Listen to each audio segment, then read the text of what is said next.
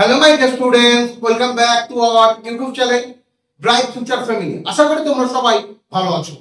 আজকে এই ভিডিওটা ক্লাস নবম শ্রেণীর থার্ড সাবজেক্ট পরীক্ষার জন্য খুবই গুরুত্বপূর্ণ। কেননা এই ভিডিওর মধ্যে আমি আজকে আলোচনা করব নবম শ্রেণীর ভৌত বিজ্ঞানের পোর্শন নিয়ে। এই ভৌত বিজ্ঞান নিয়ে অনেক তোমার সমস্যা, সেই সমস্যাগুলো সমাধান করতে আমি চলে এসেছি। আজকে তোমার ভৌত বিজ্ঞানের তিনটে চ্যাপ্টার নিয়ে আলোচনা করবো। সেই তিনটে চ্যাপ্টার হলো কার্যক্ষমতা, শক্তি, তাপ এবং শব্দ।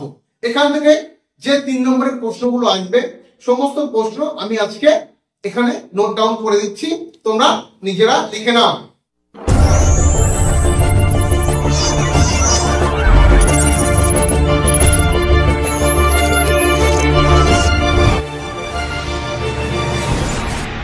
প্রথম যে অধ্যায়ে সাজেশন দেবো সেই অধ্যায়টি হলো কার্যক্ষমতা, শক্তি।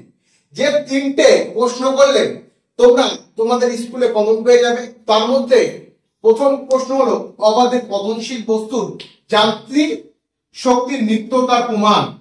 এই প্রশ্নটা খুবই গুরুত্বপূর্ণ, তোমরা ভালো করে এটা কমপ্লিট করে নেবে। সেকেন্ড যে প্রশ্নটা আছে, কখন বল কার্য করে না, উদাহরণ দাও। এটাও খুবই ইম্পর্টেন্ট, এটাও ভালো করে তৈরি করবে।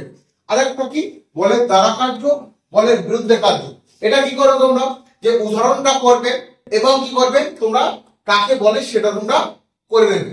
এরপর দেখে নেওয়া যাক দ্বিতীয় অধ্যায়, অধ্যায় তাপ। এই অধ্যায় থেকে মোট 3টা প্রশ্ন করলে তোমাদের কমন আসবে। প্রথম প্রশ্ন কি, জলের ব্যতিক্রান্ত প্রসারণ। এই জলের ব্যতিক্রান্ত প্রসারণ কাকে বলে, ছবি দিলে হয়ে যাবে। 2 নম্বর কি, জলের ব্যতিক্রান্ত প্রসারণের প্রভাব। এটা খুবই ইম্পর্টেন্ট, এই প্রশ্নটা প্রতিটি স্কুলে দিয়ে দিয়েছে বললেই ভুল হবে না। অর্থাৎ তোমরা জলের ব্যতিক্রান্ত প্রসারণের প্রভাব এটা খুবই সুন্দরভাবে করবে। 3 নম্বর হলো কার্য তাপে রূপান্তর এবং তাপ কার্যে রূপান্তর। এই দুটির উদাহরণ, এইগুলো তোমরা ভালো করে প্র্যাকটিস করবে। চলো পরের অধ্যায়ে যাওয়া যাক। তোমাদের তৃতীয় অধ্যায় হলো শব্দ। এই শব্দ থেকে 2টি প্রশ্ন করলেই তোমাদের একটি প্রশ্ন কমন চলে আসবে। প্রথম প্রশ্নটি হলো সমুদ্রের গভীরতা নির্ণয়, নাম্বার 1। দ্বিতীয় প্রশ্ন হলো বিমানের উচ্চতা নির্ণয়। এই 2টি প্রশ্নের মধ্যে একটি প্রশ্ন অবশ্যই তোমাদের পরীক্ষায় আসবে, একটি অবশ্যই তোমাদের পরীক্ষায় আসবে।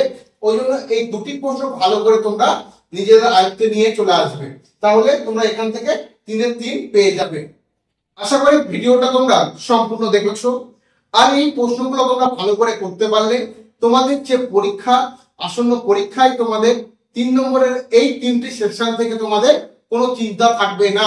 এর পরবর্তী অধ্যায়ের ভিডিওগুলো তোমরা যদি নিতে চাও তাহলে আমাদের কমেন্ট সেকশন খোলা আছে, তোমরা কমেন্ট করতে পারো।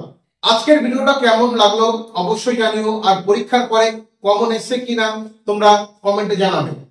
এরকম রিলেটেড ভিডিও পেতে আমাদের চ্যানেলটিকে এখনই সাবস্ক্রাইব করো এবং পাশে থাকা বেল আইকনটি অন করে দিয়ে রাখবে, কেননা সবার আগে যেন এই ভিডিওটা তোমার কাছে পৌঁছায়। ধন্যবাদ, দেখা হচ্ছে নতুন কোনো ভিডিও।